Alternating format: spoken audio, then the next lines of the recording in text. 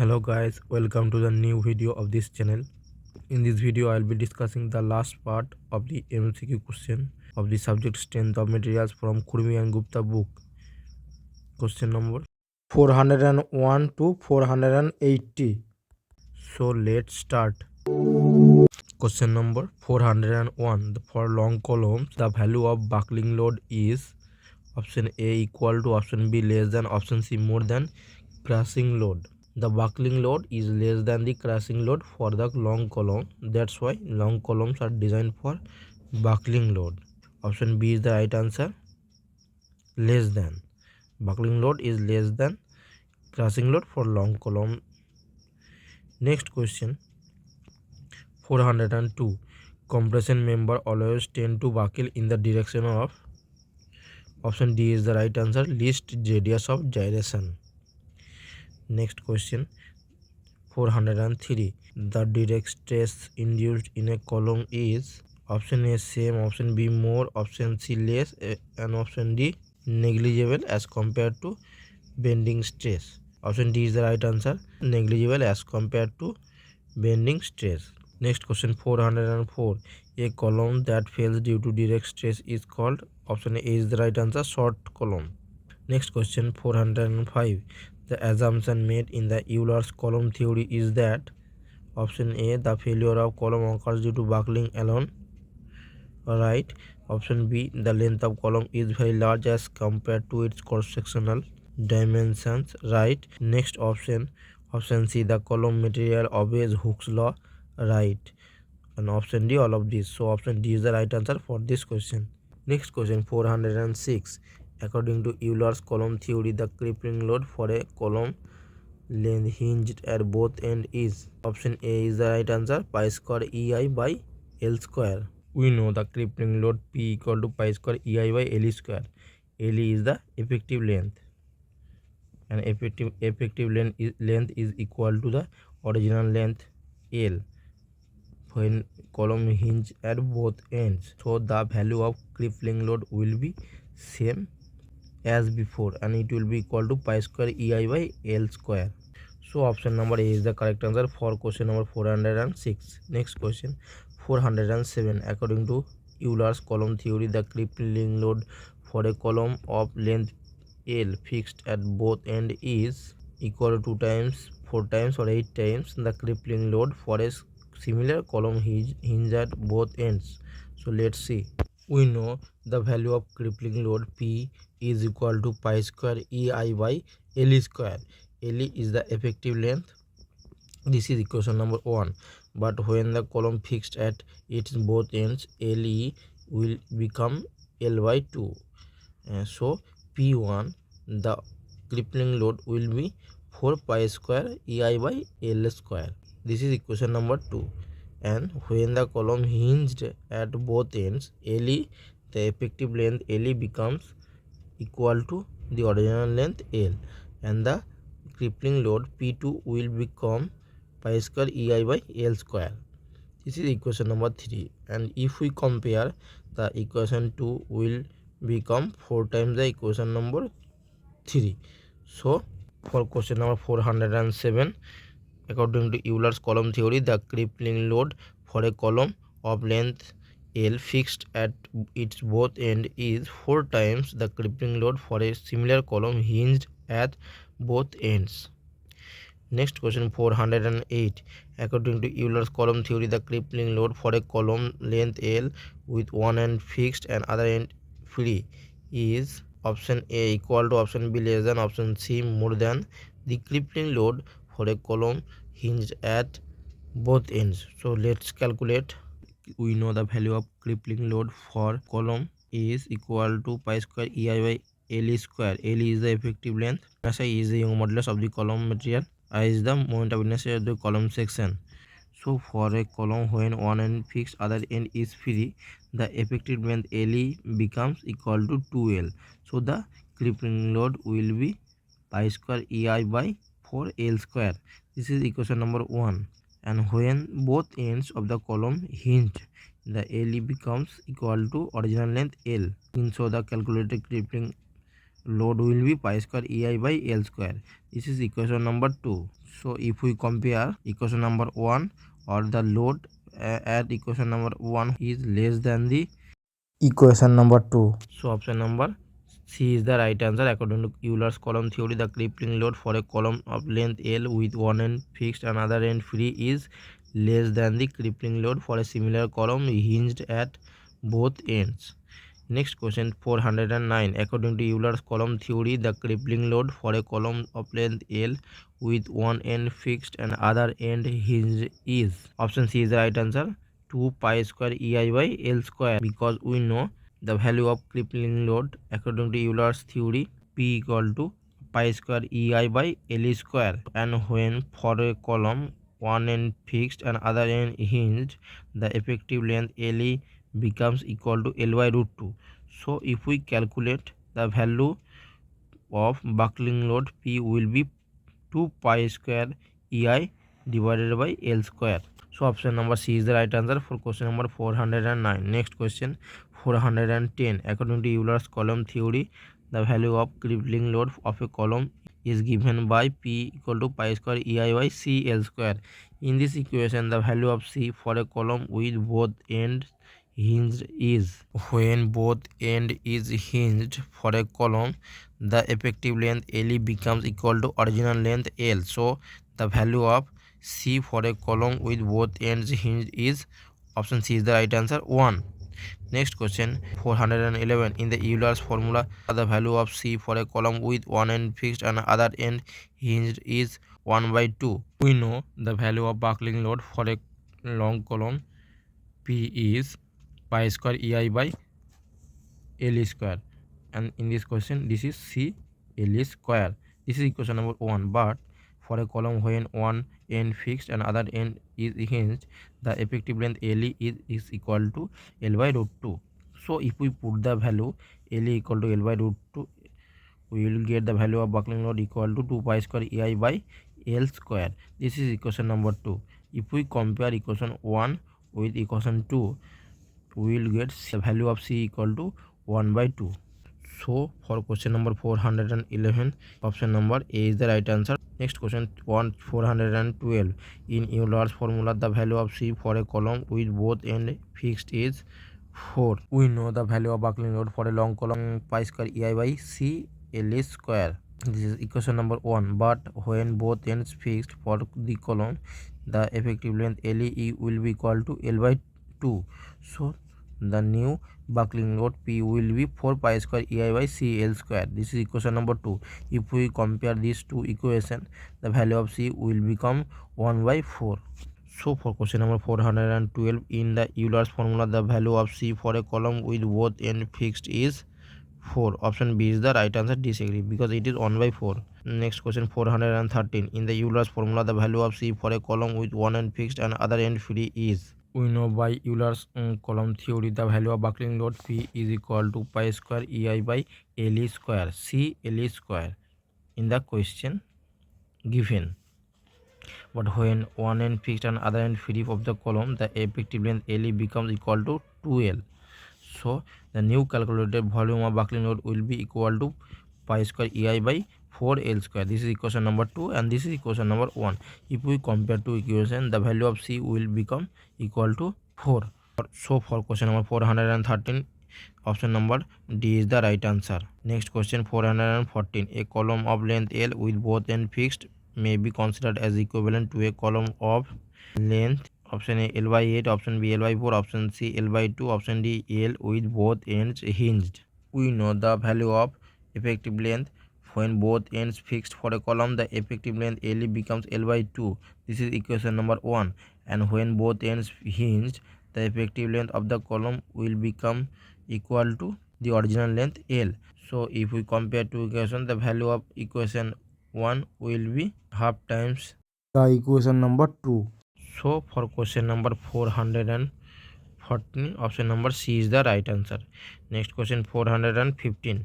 A column of length L with both ends fixed may be considered as equivalent to a column of length, option A L by 8, option B L by 4, option C L by 2, option D L with one end fixed and other end is free. We know the effective length for a column when both ends fixed LE will be equal to L by 2. This is equation number 1. And when both one end is fixed and other end is free for the column, the effective length LE will be equal to 2L. This is equation number 2. If we compare these two equations, the equation will become 1 by 4 times of the equation number 2. So for question 415, option number B is the right answer, L by 4. Next question 416. The equivalent length of a given column with given end condition is the length of an equivalent column of the same material and cross section with hinged ends and having the value of crippling load is equal to that of the given column. Option A is the right answer. And this is applicable when column hinged at both ends.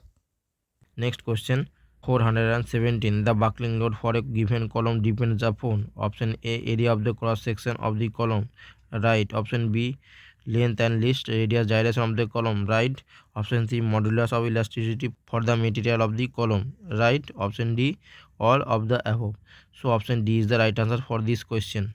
Next question 418. The value of equivalent length capital L and actual length small l of a column for both ends hinged is the same. Option A is the right answer.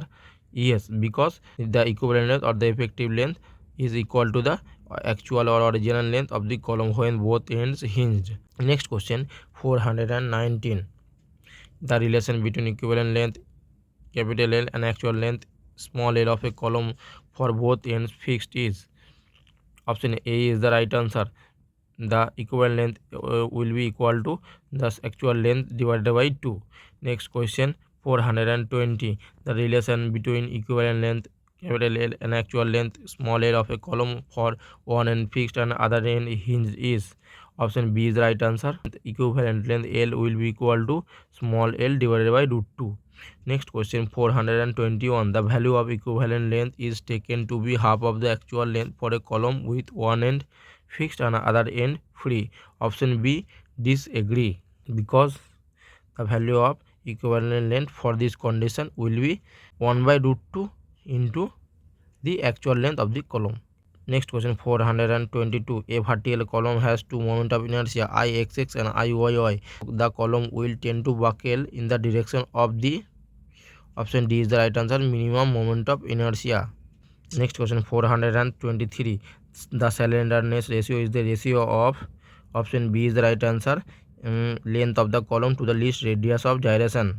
Next question 424. The columns whose slenderness ratio is less than 80 are known as. Option A, short column. Next question 425. In order to know whether a column is long or short, we must know its slenderness ratio. Option A, true. Next question 426. A column with maximum equivalent length has. Option D is right answer, one end fixed and other end is free, because in this condition the effective length will be equal to 2 times the original length. Next question 427. Euler's formula holds good only for. Option B is the right answer, long columns. Next question 428. A column is said to be a short column when. Option C is the right answer, the ratio of its length to its least radius of gyration is less than 80. Next question 429. If the slenderness ratio for a column is 100, then it is said to be a. Option A is the right answer, long column. Next question 430. The Rankins formula for the column is. Option B is the right answer, sigma C A divided by 1 plus A into L by K square. Sigma C is the crushing stress for the column material, A is the cross-sectional area of the column, small a is the Rankins constant, capital L is the equivalent length of the column, and K is the least radius of gyration. Next question 431. The Rankins constant for a mild steel column with both ends hinged is. Option C is the right answer, 1 by 7500. This is for mild steel. Option number D, 1 by 9000. This is for wrought iron, 1 by 1600. This is for cast iron, and 1 by 750. This is for timber. Next question 432. The Rankins formula holds good for. Option C is the right answer, both short and long columns. Next question 433. In case of eccentrically loaded struts, option C is the right answer. Composite section is preferred. Next question 434. A masonry dam may fail due to option A tension in the masonry of the dam and its base, right. Option B overturning of the dam, right. Next option C crashing of the masonry at the base of the dam, right. Option D any of the above. So option D is the right answer for this question. Next question 435. In order to avoid sliding of masonry dam, the force of friction between the dam and the soil should be at least, option B is the right answer, 1.5 times the total water pressure per meter length. Next question 436. In order to prevent crashing of the masonry at the base of the dam, the maximum stress should be less than the, option B is the right answer, less than the permissible stress of the soil. Next question 437. The Rankine's theory for active earth pressure is based on the assumption that, option A the retained material is homogeneous and cohesionless, option A is right. Option B the friction resistance between retaining wall and the retained material is neglected, option B is right. Next option, the failure of the retained material takes place along a plane called a rupture plane, right. So option D is the right answer, all of the above for this question. Next question 438. When a retained material is subjected to some superimposed or surcharged load, the total horizontal pressure due to surcharged load is, option A is the right answer, P into 1 minus sin phi divided by 1 plus sin phi, where P is the intensity of surcharged load and phi is the angle of repose of soil. Next question 439. The horizontal thrust offered by the retaining wall on the retained material is, option B is the right answer, WH square by 2 within bracket 1 minus sin phi divided by 1 plus sin phi. Phi is the angle of repose of the retained earth, W is the specific weight of the retained material, and H is the height of the retaining wall. Next question 440. A reinforced cement concrete beam is considered to be made of, yes, option B is the right answer, heterogeneous material, because it is made of cement, sand, and aggregate. So option B is the right answer. Next question 441. The steel bars in a reinforced cement concrete beam are embedded, option B is the right answer, near the bottom of the beam. Next question 442. The assumption made in the theory of reinforced cement concrete beam is that, option A all the tensile stress are taken up by the steel reinforcement only, right. Option B there is a sufficient bond between steel and concrete, right. Option C the steel and concrete are stressed within its elastic limit, right. And option D all of the above. So option D is the right answer for this question. Next question 443. The critical neutral axis of a reinforced cement concrete beam is based on the principle that the neutral axis is situated at the center of gravity of a given section. Option A is right, true. Next question 444. The actual neutral axis of a reinforced cement concrete beam is based on the principle that the moment of areas of the compression and tension zones at the neutral axis are equal. Option A is right answer, agree. Next question 445. In case of an under reinforced section, the depth of actual neutral axis is, option B is right answer, is less than the depth of critical neutral axis. Next question 446. The moment of resistance of a reinforced section is, option B is the right answer, B n sigma c by 2 within bracket d minus n by 3. B is the width of the beam, D is the effective depth of the beam, and n is the depth of neutral axis from top of the beam, and sigma c is the allowable stress in concrete. Next question 447. In case of an overimposed beam, the depth of actual neutral axis is same as that of the critical neutral axis. No, this is false. Because in case of an over-reinforced beam, the depth of actual neutral axis is greater than the depth of critical neutral axis. Next question 448. The moment of resistance of a balanced reinforced concrete beam is based on the stresses in, option C is right answer, steel and concrete both. Next question 449. In a stress strain diagram for mild steel as shown in the figure 2.52, the point A represents, this is the stress strain diagram 2.52. This is in this axis the stress is drawn, and in this axis strain is drawn. So the question is asked here, the point A represents what? Point A represents elastic limit. So option number A is the right answer for this question. Next question 450. In the figure 2.52, the point C represents the lower yield point. Option C is the right answer. Next question in the figure 2.52, the point B represents upper yield point. Option A is the right answer. Next question 452. In the figure 2.52, the point E represents maximum stress. No, the point E represents breaking stress. So option B is the right answer. False. Next question 453. In the figure 2.52, the stress corresponding to point D is. Option C is the right answer. Ultimate stress. Next question 454. In figure 2.52, the stress is proportional to the strain for the portion. Option A is the right answer. O to A. Next question 455. In the figure 2.52, the Hooke's law holds good for the portion from O to A. Option A is the right answer. Agree, because here stress is proportional to strain. Next question 456. In the figure 2.52, the plastic range occurs. Option B is the right answer. Beyond point A. Next question 457. In a tensile stress, when a material is stressed beyond the elastic limit, the tensile strain, option D is the right answer, increases more quickly as compared to the stress. Next question 458. The stress at which the extension of the material takes place more quickly as compared to the increase in load is called. Option B is the right answer. Yield point. Next question 459. The breaking stress is. Option B is less than the ultimate stress. Next question 460. The stress developed in the material without any permanent set is called. Option A is the right answer. Elastic limit. Next question 461. When a material is loaded within elastic limit, the material will regain its shape and size when the load is removed. Option A is right answer. Agree.